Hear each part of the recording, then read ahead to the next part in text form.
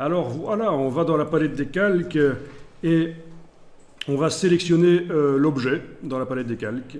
Vraiment le sélectionner. Donc on ouvre le calque. On va vraiment sélectionner l'objet. Ben, il est sélectionné, il n'y a pas de problème. On a la double rondelle qui est là, qui indique qu'on est vraiment en train de travailler sur cet objet-là. Ben oui, parce qu'en fait, oui. Parfois, il y en a qui vont cliquer à cet endroit-là. Ils sont en train de travailler sur le calque. On a l'impression que c'est la même chose que de travailler sur l'objet, puisque c'est le seul objet du calque. Mais en fait, non, il faut vraiment travailler sur l'objet. Voilà.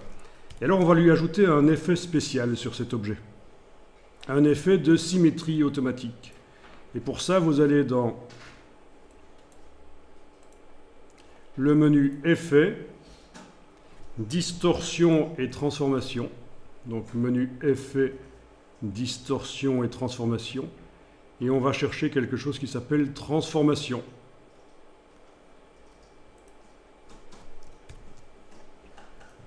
Alors, dans cette boîte, vous allez pouvoir cocher la case aperçue, comme ça vous verrez derrière ce qui va se passer à notre objet qui est sélectionné. Et on va cocher une option ici qui s'appelle miroir sur l'axe X. Voilà. Et en fait, l'objet se symétrise et le centre de la symétrie, c'est le centre de l'objet là. Ne cliquez pas sur OK, on n'a pas terminé, bien sûr.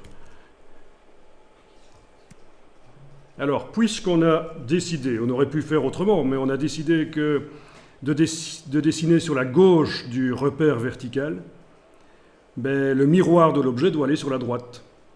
Ça veut dire que l'axe de symétrie, c'est vraiment le bord droit de l'objet. L'axe de symétrie passe par le bord droit de l'objet. C'est ce que je vais indiquer ici dans la boîte. On a ici quelque chose qui sert à indiquer où se trouve l'axe de symétrie. On va indiquer qu'il est sur la droite, comme ça. À partir de là, vous voyez que l'objet, plutôt que de se symétriser sur lui-même, ben, il va à droite du repère vertical. Alors, quel est celui qu'il faut? Est-ce que ceci fonctionne aussi? Ceci fonctionne aussi. Les trois sur la droite vont fonctionner dans ce cas-là. Puisque c'est un repère vertical, on indique juste qu'il doit passer par le bord droit de l'objet. Les trois donnent le même résultat dans ce cas-ci. Bon. Eh bien, vous cliquez sur OK. Par sécurité, pour ne pas perdre ça, vous allez enregistrer le document. Encore une fois, c'est vite fait. Hein. Il suffit de changer le numéro. Moi, si je clique à côté. Alors, en effet, tu fais bien de le dire. Si on clique à côté avec la flèche noire, l'objet n'est plus sélectionné. En fait, l'objet original est toujours là. Et son image est symétrisée, elle est de l'autre côté. Donc l'objet là est manipulable. On pourrait même aller avec une flèche blanche, aller manipuler. Par contre, on ne le voit pas. Et de l'autre côté, on voit, mais on n'arrive pas à manipuler. C'est tout à fait normal, c'est un miroir qu'on ne peut pas manipuler.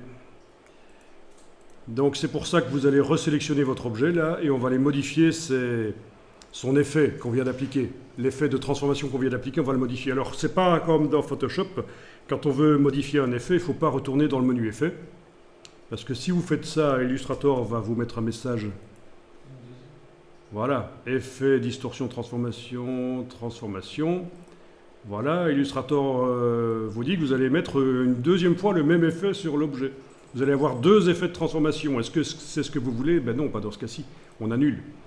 En fait, quand on veut modifier l'effet qu'on a appliqué sur l'objet, il faut aller dans la palette Aspect. Donc, menu Fenêtre Aspect, allez-y. Elle est toujours là sur l'écran, d'ailleurs, chez moi. J'agrandis la palette Aspect pour voir ce qu'il y a dedans. Et je vois l'effet de transformation. Donc, quand cet objet est sélectionné, l'effet de transformation, il est là. Et pour modifier la transformation, on va cliquer sur l'hyperlien transformation. Alors, il nous manque une chose pour qu'il y ait un trait noir de chaque côté. Non seulement il faut symétriser, mais en plus il faut copier. Donc ici, vous allez indiquer 1. Dès que je coche la case aperçue, normalement, à cet endroit-ci, un trait noir devrait apparaître derrière le vecteur rouge. Voilà. Ok.